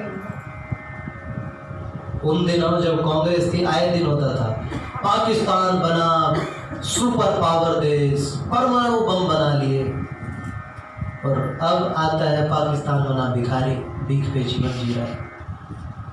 भिखारी नाम भी लिख दो गूगल पे तो सबसे पहले पाकिस्तान का प्रधानमंत्री आ जाता है। ये दशा हो गई। तो वो ऐसा पहला नेता था, उसने तुरंत जवाब दे दिया, नहीं देना गेहूं, भाड़ में जब लेंगे मेरी तरह सड़ा हुआ गेहूं जो वहाँ कुत्ता ना खाए तो हमें देता है। और उन्होंने रेडियो पर लेक्चर दिया, मेरे भारतवासियों, देश में युद्ध की स्थिति चल रही है, आप लोगों से निवेदन है कि सप्ताह में 6 दिन खूब खाओ, एक दिन सोमवार के दिन व्रत रखो। ये था महाराज। और पूरे भारतवासियों ने, अब भी कई बड़े बूढ़े हैं, अब भी सोमवार का व्रत रखते हैं। इतनी उनकी प्रसिद्धि थी, इतनी मान्यता थी। और इन लोगों ने षड्यंत्र करके, जहर दे करके ऐसे महापुरुष को खत्म कर दिया। कहते हैं जब वो खत्म हुए थे तो उनके ऊपर कर्ज था, सोचो कैसे महापुरुष रहे। ठंडी का समय था, किसी बड़े सम्मेलन में उनको बुलाया गया जहाँ बड़े बड़े विदेशी प्रधानमंत्री आए हुए थे। बोले अरे फटा कुर्ता लाना हमारा। अरे आज फटा कुर्ता क्यों पहन रहे हो तुम? बोले ठंडी का समय, फटा कुर्ता स्वेटर के अंदर दिखेगा। तो नया कुर्ता बनाने का प्रयास नहीं किया, और अपने खर्च के लिए वो थोड़ी सी खेती करके रखे थे, उस खेती को अपने हाथों से काटते थे, वो काट करके तब खाते थे। गांव से कहीं जाते, किसान आ जाता, साहब आइए, क्या दें आपको, क्या है तुम्हारे पास? किसान गरीब बना रखा था, अब किसान का कुछ हित आ रहा है, जो ये किसान बिल बना है इससे बड़ा भला होगा किसानों का। तो बोले कि हम आपके पास वो चना था, जो चना हो जाता है ना खेत में, कच्चा चना, सुना है वो भी खाने में अच्छा लगता है, तो कच्चा चना कुछ उखाड़ के लिया। बोले अरे उखाड़ने की क्या जरूरत थी, और चना वही बेच करके खाया प्रधानमंत्री जी। ऐसे ईमानदार नेता जिनका परिवार का कोई अस्तित्व नहीं है, अस्तित्व खत्म कर दिया कांग्रेस वालों ने, ऐसे ईमानदार व्यक्ति का आज जन्म दिवस है। और पहली बार ऐसा हो रहा है कि गांधी की जगह लोग ज़्यादातर लाल बहादुर शास्त्री जी का जन्म दिवस मना रहे हैं, सोशल मीडिया पे छाए हुए हैं पूरे। पहली बार ऐसा हुआ। और नहीं तो एक ऐसा व्यक्ति जो हमेशा हिंदुत्व का विरोध करता रहा, हमेशा हिंदुत्व को नष्ट करने का प्रयास किया। बिहार में आंदोलन भय तो सेना भेज करके हिंदुओं को मरवाया मुसलमान बचाने के लिए। कश्मीर में आंदोलन भया तो हिंदुओं को बोला कि तुम हाथ जोड़ो लेकिन मुसलमानों पर प्रहार मत करो, और मरने दिया। और देश में बंटवारे के समय जो पैसा दिया गया, उस पैसे से कश्मीर का आधा भाग छीन चुके थे, उसी पैसे से। और दोबारा उन्होंने कुछ 56 करोड़ पैसा मांगा, और उसे देने के लिए अनशन पे बैठ गया ये महानालायक। ऐसे व्यक्ति का जन्म दिवस मनाना भारत के लिए एक अंध प्रथा है, बिल्कुल नहीं मनाना चाहिए। आज के दिन को या तो लाल बहादुर शास्त्री जी का जन्म दिवस मनाओ, या फिर भारत बंटवारा दिवस समझ लो। और बंटवारा भी हुआ था धर्म के नाम पे, तो एक को तो धार्मिक देश बना दिया और दूसरे को धर्मशाला, यहाँ कोई भी रहे। आज कितने करोड़ रोहिंग्या मुसलमान इस देश में भरे पड़े, आपके गांव में ही देखो, चारों ओर से गिरते जा रहे। तो ये स्थिति नहीं आती अगर, और कई इतिहासकारों ने इस बात को माना है, गांधी नहीं होता तो 20 साल पहले देश आजाद हो जाता, नेताजी सुभाष चंद्र बोस जी की बदौलत। और आजाद हो भी गया था 1943 में। नेताजी सुभाष चंद्र बोस जी को पूरे आजाद भारत का प्रधानमंत्री, पंत प्रधान, प्राइम मिनिस्टर स्वीकार भी कर लिया गया था। लेकिन फिर इन लोगों ने अपना चाल चलन करके और सब बिगाड़ दिया। हरिशरणम हरिशरणम। तो बोले महाराज, जीवों के मन में पाप भरा पड़ा, तो हम कैसे कुछ करें? कहते हैं संसार में आपको बड़े बड़े विद्वान वक्ता बहुत मिल जाएंगे, सच्चे श्रद्धावान श्रोता मिलने बड़े कठिन। और जब सच्चा श्रोता मिल जाता है ना, श्रद्धावान, तो महापुरुष अपने हृदय का दरवाजा खोल करके और सामने रख देता है, सच्चा मिल जाता है। सौनक जी की बात सुन करके इनके दोनों आंखों में प्रेमाश्रु छलछलाए। बोले महाराज, आपका प्रश्न आपके ही योग्य है, ऐसा प्रश्न हर कोई कर ही नहीं सकता। और आपको तो शंका होगी कहाँ, आप तो कलयुगी जीवों के भले के लिए प्रश्न पूछ रहे हो। कई बार ऐसा होता है, महापुरुष कर्म करते हैं, लगता है अरे इसको क्या पता नहीं था, या ऐसा कर्म कैसे कर रहे हैं। लेकिन वो केवल लोक जीवों को शिक्षा देने के लिए, केवल लोक जीवों को शिक्षा देने के लिए। जैसे जुआ खेलना पाप है, माना जाता है, जुआ खेलने से नाश होता है। युधिष्ठिर महाराज जी ने खेल करके दिखा दिया जीवन में कि मैं जुआ खेला तो मेरी पत्नी दाव पे लगी, दर दर भटकना पड़ा, और इतने युद्ध हुए और इतना नाश हुआ, तो तुम भी जुआ मत खेलो। तो महापुरुष अपने जीवन से ही शिक्षा देते हैं। और कई बार होता है कि कुछ कर्म करके शिक्षा देते हैं कि देखो हमें इतना नुकसान हो रहा है, तुम्हें कितना नुकसान हो जाए। तो बोले महाराज, और आप सोच रहे हैं कि मैं आपको कृष्ण कथा सुनाऊंगा, तो ये कैसे हो सकता है? आप जिससे जो बुलवा ले वो वही बोल देगा। आपका यंत्र हूं मैं, आप यंत्री हैं। बोले मैंने तो इसी को सार समझाया महाराज कि ठाकुर जी के चरणों में भक्ति हो जाए, ज्ञान वैराग्य भक्ति की प्राप्ति ठाकुर जी के चरणों से ही हो सकती है, और कैसे भी नहीं हो सकती। और संसार सागर से उद्धार का एक ही उपाय है, भागवत का सेवन किया जाए। अरे भागवत माने क्या? बोले भागवत पोथी, पोथी पोथी का श्रवण करो, या पोथी को पकड़े रहो उससे। बोले भागवत मतलब कोई पोथी नहीं, भागवत मतलब भगवान में का की के जोड़ दो, जो भी शब्द आगे लगा दो वो भागवत है। भगवान की कथा, भगवान की लीला भागवत है, भगवान की स्तुति भागवत है, भगवान का ज्ञान भागवत है, भगवान के भक्त भागवत है, भगवान की पूजा ये भी भागवत है। तो भगवान में ठाकुर जी में का की के लगा दो, फिर कुछ भी जोड़ दो, वो भागवत है। तो बोले इसका सेवन करना चाहिए, और जो इसका सेवन करता है वो पृथ्वी पर रहते हुए भी भगवान को प्राप्त कर लेता है। और महाराज बोले कि कथा कैसे सुनना चाहिए? बोले कथा नियम से सुनो, संतों के बीच में सुनो। संतों के बीच में सुनने का क्या मतलब है? बोले क्योंकि जो व्यक्ति जैसा होता है उसके निकट ऊर्जा भी वैसी निकलती है। आप ध्यान देना कभी इस बात को। छोटा बच्चा पैदा होता है तो कभी गाली कहाँ से सीखता है? क्या वो पैदा होते ही गाली बकने लग जाता है? नहीं बकता है। हम लोगों के सत्संग से गाली देना सीख जाता है। हम लोग इतनी गालियां उसको सुनाते हैं, उसके सामने सुनाते हैं, वो भी गाली देने लग जाता है। उसे याद भी नहीं बेचारे को कब गाली सीख बोलना चालू कर दिया। और इसी तरह जो महापुरुषों के यहाँ बड़ा अच्छा उदाहरण है। एक घर में दो तोता था, दोनों भागा। एक तो जाकर के डाकुओं की बस्ती में गिरा, दूसरा साधु के आश्रम पे गिरा। साधु ने भी पाल लिया, डाकू ने भी पाल लिया। कोई राजा वहां से गुजर रहा था तो डाकू के एरिया से तोता बोला, अरे पकड़ो पकड़ो पकड़ो, राजा जा रहा है यहाँ से, जो भी है छीन लो, सब कुछ छीन लो। डाकू आए तो सही, लेकिन राजा को देखा पूरी सेना के साथ है, तो बेचारे फूल माला चढ़ा के चले गए। जब वहाँ संत के पास से गुजरे, तोता बोला, आइए राजन, आपका स्वागत है।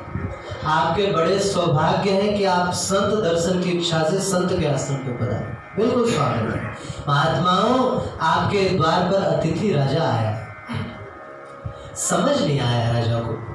बोले महात्मन, दोनों ही तोता है और दोनों ही एक ही आयु और वय के हैं, एक ही उम्र है और एक ही जैसे दिखने में, लेकिन आसमान और जमीन का फर्क है, आकाश पाताल का फर्क है। एक गाली देता है और एक प्रशंसा करता है, आदर करता है। बोले बेटा, ये सत्संग और कुसंग का प्रभाव है। जिस संग में जो व्यक्ति रहेगा उसके ऊपर वैसा ही प्रभाव पड़ेगा। तो बोले संतों के बीच में बेमन से भी बैठो, नहीं समझ में आ रहा तब भी बैठ करके सुनने लग जाओ, सुनने लग जाओ। धीरे धीरे कथा में रुचि बढ़ जाएगी। और बोले स्वयं पढ़ने की अपेक्षा सुनने में ज्यादा लाभ, और अकेले सुनने की अपेक्षा ज्यादा लोगों के बीच में बैठ के सुनने से ज्यादा लाभ है। और साधारण लोगों की अपेक्षा महापुरुष के मुख से सुनने से ज्यादा पुण्य होता है, ज्यादा लाभ होता है।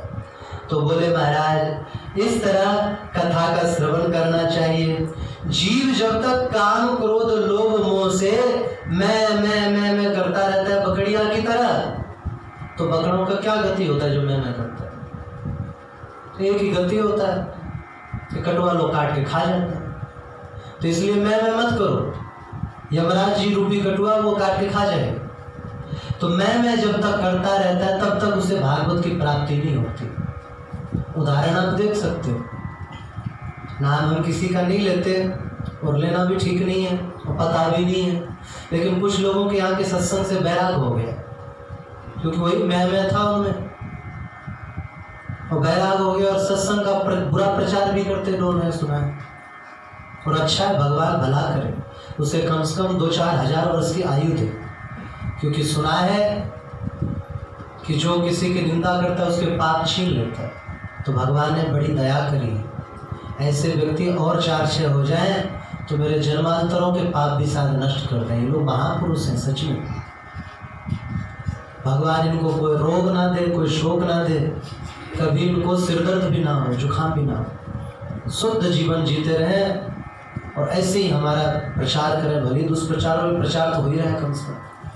हरि शरणम। तो बोले एक बात और है, परंपरागत, आपको पता है एक बात लोगों को समझ में नहीं आती, ये भारतवासी गोत्र क्या देखते रहते हैं? गोत्र देखते हैं, विवाह करना है। अरे आजकल के जमाने के व्यक्ति क्या आप भी जाति पूछते हो? मन मिल गया है, मियाँ बीबी राजी तो का करे मुल्ला काजी, ऐसा हो गया। लेकिन हम भारतीय, हम सनातन धर्मी कुल गोत्र देखते हैं। क्यों? क्योंकि संतति में पूर्वजों का अंश आता ही आता है। हम जिस ऋषि की संतान है, हमें तो पढ़ाया गया था कि हम बंदर की संतान है। बड़ा अजीब लगा, हमने पूछा टीचर से कि फिर हमारे जो गोत्र ऋषि कहे जाते हैं कि हम ऋषि की संतान है, उसका क्या है? बोले ढोंग नहीं पूछ रहे हैं। हमने कहा लेकिन बेटर हमें वही लग रहा है, हम ऋषि संतान रहे तो ज़्यादा अच्छा लग रहा है। तो बंदर की संतान कौन सा मजा है जी? और कैसी थ्योरी कि बंदर धीरे धीरे सीधा हो गया, पूंछ घिस गया। आज भी बहुत सारे बंदर हैं, सीधे भी कई बंदर चल लेते हैं, पूंछ घिसने का सिद्धांत समझ नहीं आया। वो पूंछ कटवा भी दे तो क्या इंसान बन जाएंगे? तो हम लोगों के जो पूर्वज हैं, जो गोत्र हैं, जो प्रवर हैं, उनका अंश हमें आता है। शिवाजी राजे भोसले, शिवाजी राजे बड़े वीर महापुरुष, भगवान शिव जी के परम भक्त, भगवान शंकर के परम भक्त, उनका पुत्र। बहुत उम्र नहीं हुई थी, औरंगजेब ने धोखे से उनको पकड़ लिया, बोला हमारी बेटी से ब्याह कर ले। बेटी बहुत पसंद करती थी, वो बहुत सुंदर थे देखने, ब्याह कर ले। बोले नहीं, मुझे तो तुम्हारा पानी पीना भी हराम है, नहीं पिएंगे तुम्हारे चले। और रोज थोड़ा थोड़ा कटवाते चले, थोड़ा काट देते, फिर थोड़ा काट देते। करीब 38-39 दिन में जाकर के खत्म किया पूरी तरह से। लेकिन वो ऐसे वीर की संतान थे कि हिम्मत नहीं हारा उन्होंने, क्योंकि खून का अंश है। बंदा बहादुर बैरागी, सिखों के 10 गुरुओं में से एक गुरु, छोटे छोटे 4-5 साल के बच्चे, तलवार रख दिया कंधे पे, चाकू जब कटने वाले हैं। बंदा बैरागी को कहा एक बार मिल सकते हो? बच्चा आया, बोले बेटा डर तो नहीं लग रहा है मरने में? बोले डर क्या होता है? बोले बच्चा तू डर को जानेगा कैसे, तू सिंह की औलाद, शेर कभी डरता है क्या? उस बच्चे में कहाँ से आई ये बुद्धि? क्योंकि खून का अंश है, और खून को लजाने वाले भी व्यक्ति होते हैं कि अपने धर्म के किसी व्यक्ति को मार डाला विधर्मी ने, और महाराज समझौता करके बात खत्म कर दिया, कोई एक्शन नहीं, कुछ नहीं। तो अंश रहता है, इसलिए गोत्र आदि पूछा जाता है। बोले इसी तरह हे सूत जी, आप जिनके पुत्र हो वो महापुरुष भी बहुत बड़े महापुरुष थे, लोमहर्ष हैं, सभी शास्त्रों के ज्ञाता थे, सभी शास्त्रों के जानकार थे। तो बोले आप उनके पुत्र हो, इसलिए आप में भी सारी की सारी गुण कथा क्वालिटी जो भी उनमें थी वो सब आप में आ गई। इसलिए आप हमें सार सार सुनाए। और आप बोलते हैं सार सुनने का क्या मतलब है? बोले जिसको पसंद हो गन्ने का छिलका चबावे, गन्ने का पत्ता चबावे, गन्ने की गांठ चबावे। हमें तो अच्छा लगता है कि गन्ना को पेड़ करके या तो रस निकाल के गिलास दे दिया और या फिर मिश्री बना के दे। तो जिसको फूकम भी काम आता है जो गन्ने का होता है, लेकिन जिनके काम आवे आवे, हमें तो रस चाहिए। बोले इसी तरह हमें बहुत सारे शास्त्र नहीं चाहिए, बहुत कुछ नहीं सुनना। अब हमें केवल सारातिसार भागवत कथा, भागवत तत्व का उपदेश सुनना, और कुछ नहीं सुनना। हरि शरण हरि शरण। और बिना भगवान की अच्छी एक चीज और है, भागवत भक्त को भी कहते हैं। आप थोड़ा सोचना, बिना भक्त के क्या भगवान का चरित्र हो सकता है? जितने भी ठाकुर जी के चरित्र है उसमें से भक्तों को निकालो, तो ठाकुर का चरित्र कहाँ से बनाओ? बिना भक्त के भगवान का अस्तित्व तो नहीं है। इसीलिए तो कई बार भक्त लोग कहते भी, प्रभु तुम भगवान हो इस बात पे गर्व मत करना, हम जैसे नहीं तो तुम्हें भगवान बनाए। मैं पतित तुम पतित पावन, तुम पतित पावन नाम कैसे हुआ तुम्हारा? क्योंकि हम जैसे पतित का उद्धार किया, हम पतित नहीं होते तो तुम्हारा नाम पतित पावन कैसे होता? तो हमारी कृपा है तुम पतित पावन। बिना भक्त के भगवान का चरित्र नहीं हो सकता, और बिना भगवान के किसी भक्त का चरित्र नहीं हो सकता, हो ही नहीं सकता। भक्त बनेगा तभी जब भगवान उस चरित्र में आएंगे। तो बोले भागवत मतलब भगवान और भक्त इनकी मिली जुली लीला को भागवत कथा कहते हैं। श्री सौनक जी कह रहे थे, महाराज आपने अवतार कथाओं को और मुख्य मुख्य भक्त चरित्रों को ही बताया कि भागवत कथा है, भगवान का अवतार चरित्र भागवत कथा है। तो आप कृपा करके पहले संक्षिप्त में अवतारों के विषय में बतावें। बोले ठीक है महाराज, हम संक्षिप्त में आपको अवतारों के विषय में बताते हैं। हे ऋषियों, आप लोग धन्य हैं। सृष्टि के आदि में सर्वप्रथम परम पुरुष श्री हरि का पुरुषावतार हुआ, जिसकी वेदों ने स्तुति करी। सहस्र शीर था पुरुष, सहस्राक्ष सहस्रपाद सभूमिगुम सर्वतस्मृत्वात्यतिष्ठत् साङ्गुलम्, जिनके हजारों आँखें हैं, हजारों सिर हैं, हजारों हाथ हैं, हजारों पैर हैं, ऐसे दिव्य पुरुष। बोले कि ये सबसे आदि अवतार हुआ, इसलिए इनको आदि अवतार तो कहते ही और आदि पुरुष भी कहते हैं। ब्रह्म सूत्र में भी आदि पुरुष कहा गया। और महाराज बोले देखो, लीला तो मधुर होता ही है। जैसे छोटा सा बच्चा खेल खेल में बीज बो दे, कुछ दिन बाद आके देखे पेड़ लग गया, आश्चर्य पेड़ कैसे आ गया यहाँ पर। उसी तरह ठाकुर जी लीला करते रहे बहुत समय तक। राधा रानी और ठाकुर जी लीला करते रहे। अचानक एक दिन राधा रानी के मन में आया कि इतने दिन बीत गए लेकिन हमें अभी तक कोई संतान नहीं हुई। ठाकुर जी से इन्होंने कहा कि कोई संतान नहीं हुई। ठाकुर जी ने कहा कि देखो, द्वैत अद्वैत में द्वैत हो जाए तो फिर प्रेम में बाधा पड़ती है। बोले हम दोनों तो एक ही हैं, राधा कृष्ण सने ही एक प्राण दो दे, परंतु बीच में तीसरे का प्रवेश वो अद्वैत में द्वैत काम है, तो वो ठीक नहीं है। परंतु संकल्प उठा तो संकल्प किसी साधारण व्यक्ति का तो था नहीं, सहज समर्थ सर्वेश्वरी श्री राधा दीदी की कथा। तो एक पुत्र उनको जन्म हुआ, बड़ा सुंदर पुत्र।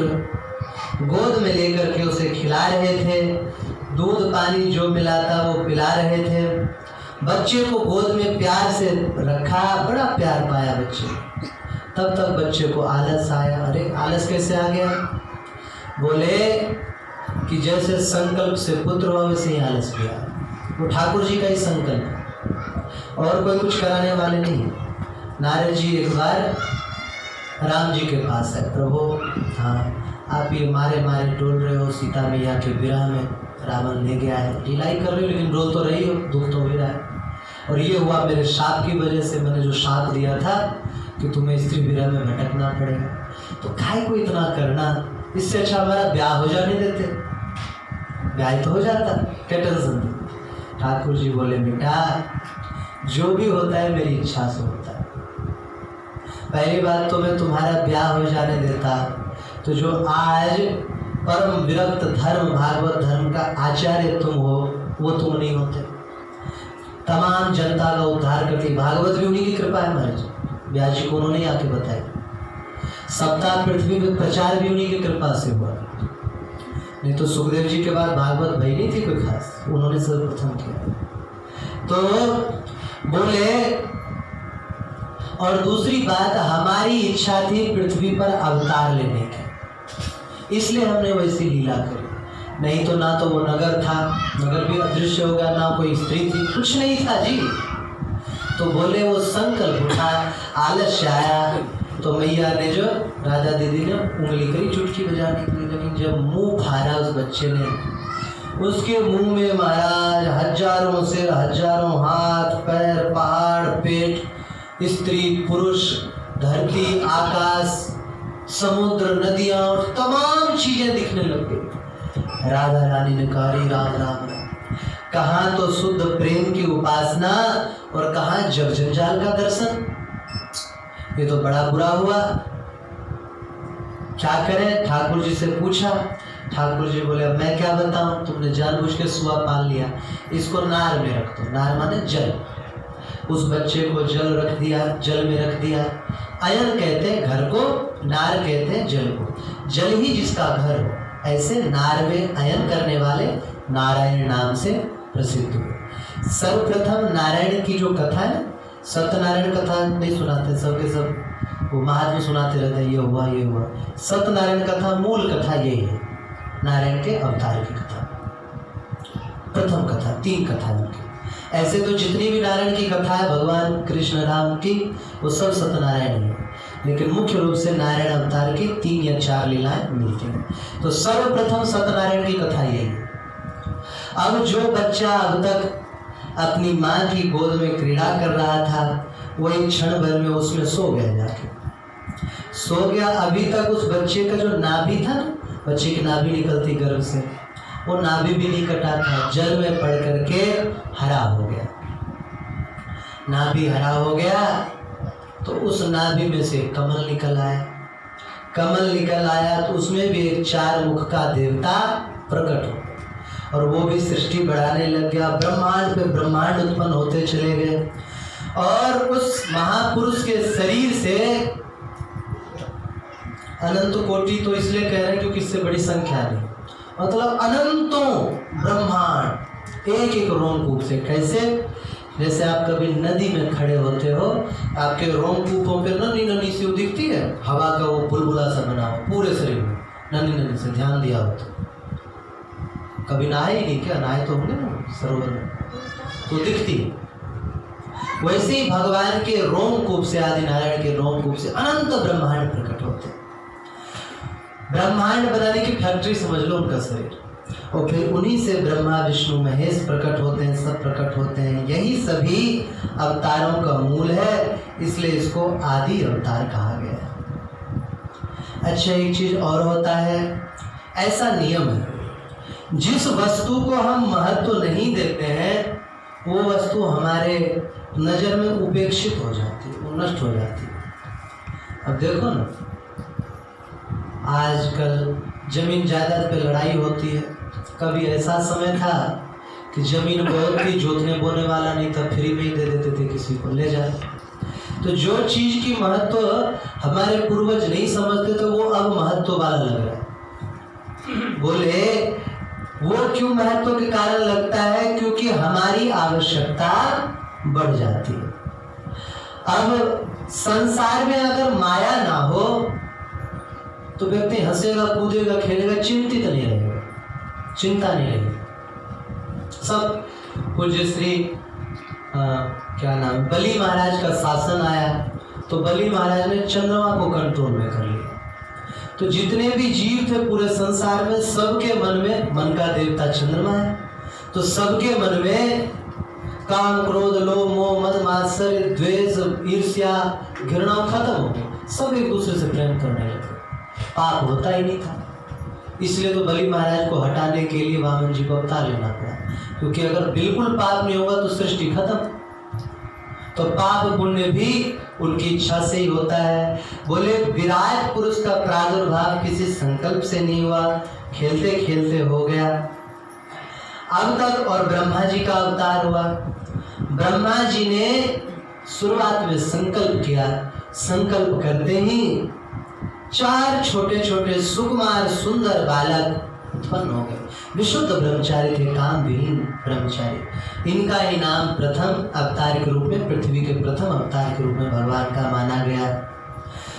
बोले इसमें कुछ ही अंश माया का है, ये तो शरीर ही कैसे बनेगा? 24 कैरेट शुद्ध सोना हो तो आप वो आभूषण नहीं बना सकते, वो टेढ़ा हो जाएगा, जिसमें कुछ अशुद्धि मिलाई जाती है उसमें। बोले ये ब्रह्मपुत्र कहे गए, परंतु ये ब्रह्मपुत्र है नहीं, तो ब्रह्मा जी के पूर्वज के भी पूर्वज, बस समय आने पर अवतार ले लेते।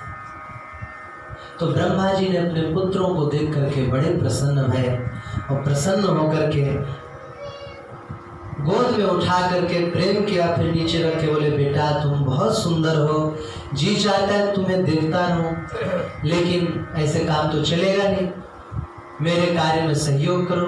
कहिए पिताजी। चारों ने कहा क्या सहयोग करें?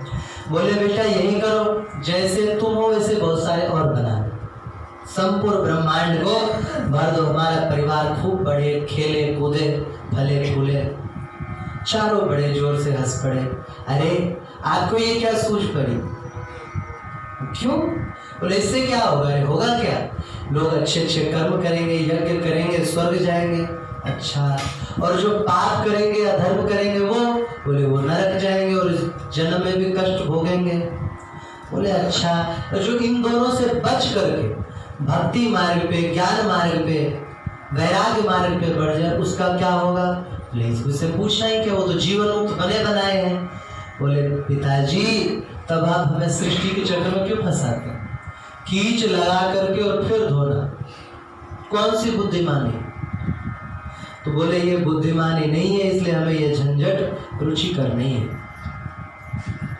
ऐसे भी संतों ने इस बात को कहा है, संसार में रहोगी तो धीरे धीरे संसार से विरत होने का उपाय करो। धीरे गृहस्थ में भी हो, पहले 1 घंटा भजन में देने लग गए, उम्र बढ़ गई, अब 2 घंटा देने लगे, फिर 3 घंटा देने लग गए। बच्चे काम काज के योग्य हो गए तो बच्चों को बोले बेटा अब तुम संभालो, हमें तो राम राम करो। और जो बालक होते हैं, छोटे होते हैं, बच्चे होते हैं, बच्चियां होती हैं, उनको भी बचपन से संस्कार डालो। हमारे हिंदू धर्म में आजकल के लोग कहते हैं बाबा हम गृहस्थ हैं, काय के गृहस्थ हो? महाराणा प्रताप इतने प्रसिद्ध महान राजपूत ठाकुर है, लेकिन वो भी एक लिंगनाथ के भक्त थे, भगवान शंकर के परम भक्त थे। शिवाजी राजे भोसले मराठा माने ठाकुर राजपूत, वो हुए भगवान के परम भक्त थे, दुर्गा मैया के भक्त थे। जितने भी हमारे पूर्वज हैं, यहाँ विश्विंदर सिंह है, अब तो राजशाही तो चली गई, लेकिन अभी का राजा ही समझ लो, भरतपुर। कोई गया तो जाते समय नमस्ते जी, बड़ी फटकार लगाई सामने की बात है, राम राम बोला कर, बड़ा तू अंग्रेज का चौधा है, ऐसी भाषा थी। राम राम किया कर, इतने लठ बजाएंगे नमस्ते करना भूल जाएगा। तो जितने भी हुए क्षत्रिय उन सब ने भगवान का भजन किया है, सबने। और आजकल के लोग कहते हैं भगवान के भजन में समय नहीं मिलता। और एक बात और बुरी हुई है कि किसी को सच्चाई बताओ वो सोचता है निंदा कर रहे हैं। मैं प्राचीन काल के उन वीरों की घटना बताता हूँ जो आपके पूर्वज थे, कैसे थे, कौन थे, क्या थे। आप लोगों ने कभी भामा शाह जी का नाम सुना है? कार्ड निकलता है कि भामा शाह योजना चलती है। कौन हुए पता है? महाराणा प्रताप के मित्र थे। जिस समय महाराणा प्रताप हल्दी घाटी के युद्ध जीत गए, अच्छा ये भी बड़ी बुरी बात है, पढ़ाया जाता है कि हार गए, वो जीते थे, हारे नहीं थे वो। इन कांग्रेस और मुसलमानों की सरकार ने बिल्कुल नाश कर दिया हमारे इतिहास का। जीते, उसके बाद सेना बड़ी कमजोर हो गई। उनमें एक मन्ना जी भी थे। मन्ना क्या वीर रहे होंगे, जब चारों ओर से घिर गए योद्धाओं से, घायल हो चुके थे महाराणा प्रताप, तो महाराणा जी का मुकुट उतार के उसने अपने सिर पे पहन लिया और महाराणा को भगाया। उन मुसलमान डकैतों ने समझा कि महाराणा ये है, तो मन्ना जी के पीछे पड़े। वो तो निकल लिए वहां से, लेकिन जाते जाते देखा मन्ना जी वीरगति को प्राप्त हुए थे। मन्ना जी सच्चे ठाकुर, सच्चे रघुवंशी, सच्चे राजपूत थे। तो भामा शाह जी प्रधानमंत्री रहे हैं इनके, महाराणा प्रताप जी के। बहुत धन इकट्ठा किया, इतना धन इकट्ठा किया कि महाराणा जी से भी ज़्यादा धन था, क्योंकि इनके पूर्वज से ही ये प्रधानमंत्री थे और व्यवसाय भी बहुत करते थे। जिस समय महाराणा जी ने सोचा कि अब क्या करें, सैनिक कम हो गए हैं, पैसे नहीं रह गए, मेवाड़ को सामंतों को सौंप दिया और कहा हम गुजरात जा रहे हैं। गुजरात जाने की तैयारी कर रहे थे, तब तक भामा शाह जी आ गए और आकर के कहा कि मेरा जितना कोष है मैं सब कुछ आपको देता हूँ, सब कुछ। क्यों? क्योंकि आप देशभक्ति का कार्य कर रहे हैं। देशभक्ति थी। उस समय महाराणा प्रताप जी की आंखों से अश्रुपात होने लग गया, हृदय से लगा लिया। बोले आपके हम ऋणी जीवन भर रहेंगे, पूरा हिंदुत्व समाज ऋणी रहेगा। तो ये थे सच्चे राजपूत, ये थे सच्चे ठाकुर जिन्होंने धर्म के लिए जान दिया। और आप लोग उन्हीं के वंशज हो, जो भी ठाकुर हो उन्हीं के वंशज हो, उन्हीं के पग चिन्हों पर चलो, बहकावे में मत आओ। समय की स्थिति को देखो, समय क्या कहना चाहता है उसे पहचानो। नहीं पहचानोगे तो फिर समय, कहते हैं ना, या तो समय को पकड़ लो या समय पकड़ लो। समय रहते सुधर जाओ, वरना समय सिधार देगा, वो सुधरने का मौका फिर नहीं देगा। हरि शरणम, हरि शरणम, हरि शरणम। तो बोले कि जब भक्ति श्रेष्ठ है तो आप हमें ये घर गृहस्थियों में क्यों लगा रहे हैं पिताजी? बोले बेटा तुम कैसी बात कर रहे हो, यही अगर सब कोई सोचने लग जाएगा तो सृष्टि कैसे चलेगी? सनत कुमार ने कहा पिताजी ना भी चले तो नुकसान ही क्या। हमारे गुरु भाई हैं जितेंद्र नारायण जी, जितेंद्र नारायण आचार्य जी यहाँ आ चुके हैं 2-3 बार। तो उन्होंने, उनका एक लड़का एक लड़की है, तो लड़का को हमारे महाराज जी के आश्रम पर रख दिया। उनकी इच्छा है कि अब आगे संतति चले ही, आश्रम को दे दो, पढ़ो लिखो और साधु बन जाओ। क्यों? क्योंकि संतति में पता नहीं आगे चल के कोई ऐसा ना आ जाए जो नालायक हो जाए और सेक्युलर हो जाए। हिंदू तो होगा लेकिन ऊपर से केवल दिखने मात्र के लिए, और भीतर से पूरी तरह से धर्म निरपेक्ष होगा या विधर्मियों का साथ देने वाला होगा और अहंकार में फिरेगा कि हम ठाकुर हैं, और ठाकुर वाले गुण खत्म कर लेंगे। ठाकुर कौन थे बताएं? एक ऐसे भी ठाकुर हुए जिनका नाम हुआ विक्रम ठाकुर, एक ऐसे ठाकुर हुए जिनका नाम हुआ रणजीत ठाकुर। मुसलमानों ने केवल इतना कहा था उस समय के शासकों ने, जल दिया था, सबको जल दिया, उनको भी दिया, बैठे हुए थे वहाँ, उन्होंने जल लिया नहीं, हटा दिया। क्यों नहीं ले रहे हो जल?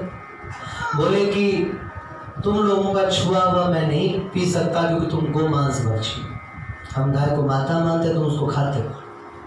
जिन्होंने कहा आपका पूरा राज मिट्टी में मिला देंगे अगर आपने ये जल नहीं पिया तो उन्होंने तलवार खींच ली बोले राज मिट्टी में बाद में मिलाना, पहले हमें मिट्टी में मिला। और उस समय उन्होंने अकेले 1300 मुसलमानों को काट डाला, जितने वहां थे मारे गए, वीरगति को प्राप्त हुए, क्योंकि सैनिक तो 20,000 से ज्यादा थे। 1300 मुसलमानों को काट करके रणजीत सिंह जी शरीर त्यागे। इतिहास में नहीं पढ़ाएंगे कोई भी, जल नहीं पिया। और आज जूठा खाते हैं, वो कहते हैं हम ठाकुर हैं। कहाँ रह गए ठाकुर जी? जूठा खाते हैं, अपने बिस्तर पे बिठाते हैं, उसका छुआ पानी नहीं पीते थे राजपूत और हिंदू, बिस्तर पे बिठाते हैं, घर में रखते हैं और संबंध रखते हैं। अपना हिंदू भाई भंगी चमार इनको दूर कर देंगे, जबकि अपना भाई है, वो छूने उसको छूने से अपवित्र हो जाएंगे, और इनको छूने से जैसे महाराज ब्रह्मा जी ने गंगा जी उड़ेला हुआ करके तुरंत। ठाकुर के गुण लाभ, मैं किसी की निंदा नहीं कर रहा हूं, मैं किसी पे आक्षेप नहीं कर रहा हूं, लेकिन मैं ये समझा रहा हूं तुम्हारे पूर्वज जो थे वहीं लौटो, वेदों की ओर लौटो। हम हिंदू हैं इस बात पर गर्व करो, गर्व से कह सको कि हम हिंदू हैं। और वो तभी कह सकते हो जब तुम अपने धर्म पर टिके रहोगे। अब धर्म पे कहते हैं बहुत सारे ब्राह्मण मिलते हैं, और बाबा आजकल ब्राह्मणों का आदर नहीं रह गया। आदर रखें कैसे? चोटी रखते नहीं हो, जनेऊ पहनते नहीं हो, संध्या बंदन करते नहीं हो, इन्हीं मिलेच्छों के साथ बैठ करके खाते पीते हो, और फिर आदर भी चाहते हो। कहां से मिलेगा आदर? तो अपने धर्म पे वापस लौटो। तो बोले पिताजी इन जंजालों में हम क्यों पड़े, हम तो भक्ति करेंगे, क्या जरूरत है ये बढ़ाने की। बोले बेटा तो हमने जो इतना श्रम किया है वो तो व्यर्थ जाएगा।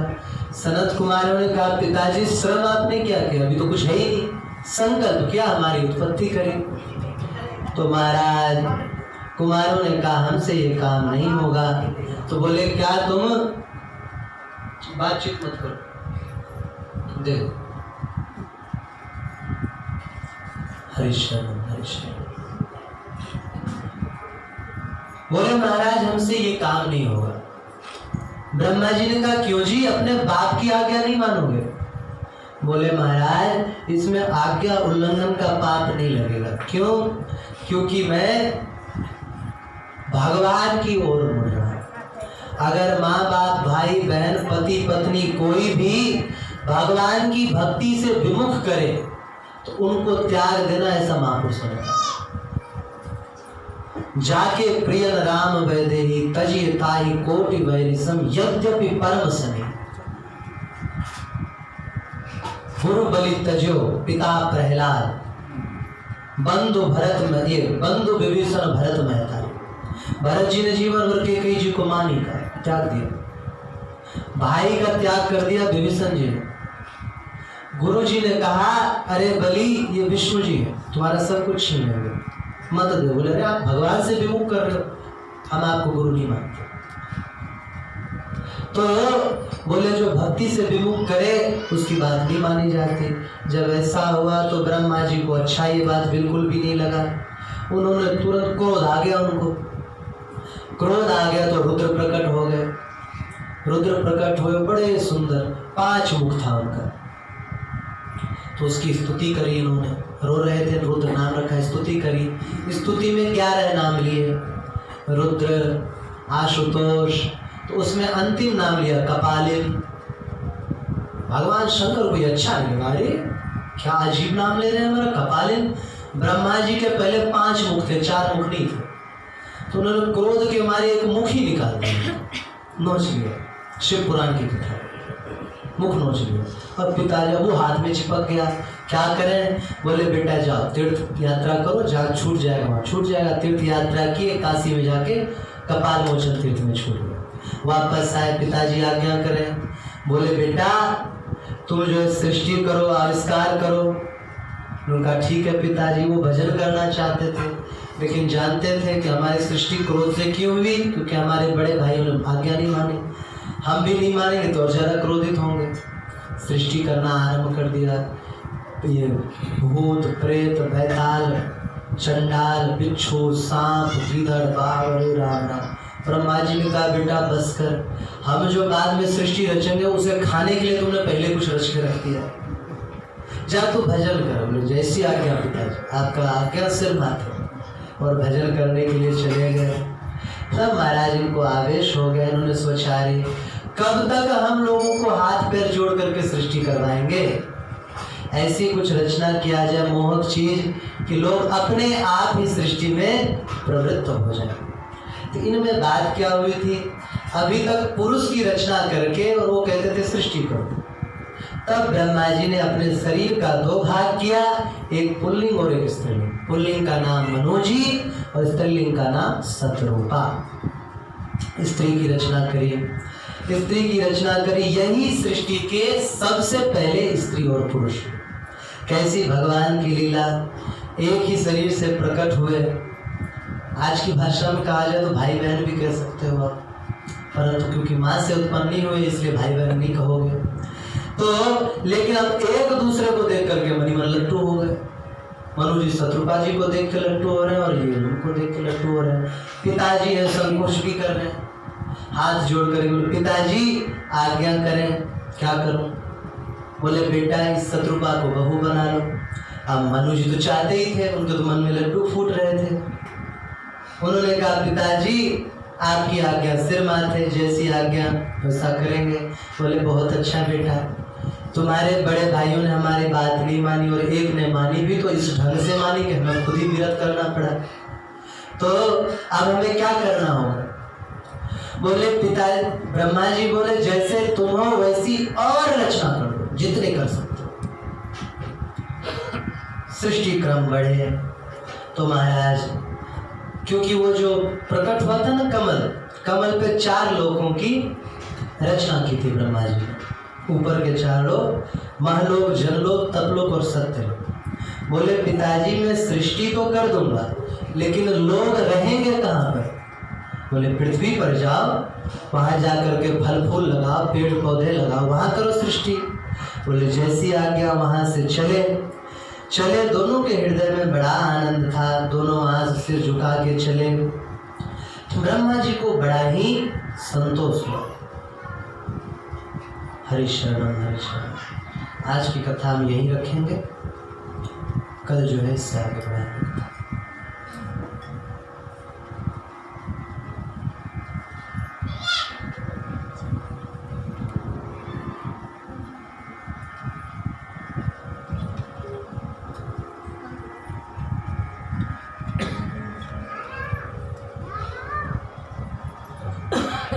हरि शरणम हरि शरणम।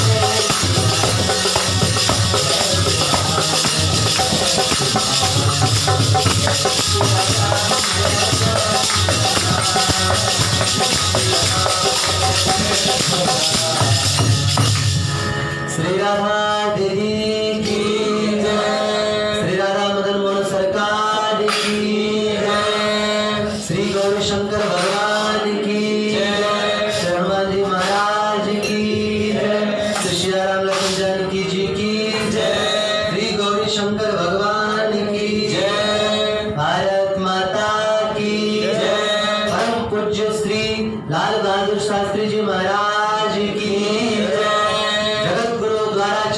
पीठाधीश्वर सदगुरु डॉक्टर राजेंद्र दास देवाचार्य जी महाराज की सभी संत हरि भक्तों की जय जय श्री राधे जय जय श्री सीताराम हर हर महादेव।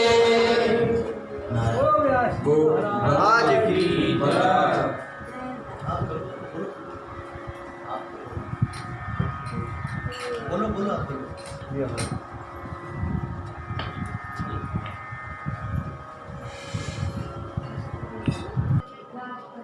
आज जो है छोटी सी वो रखेंगे सभा। कल जो गुजर बगीची में सभा शांत हो जाते हैं। ये बाहर की माइक बंद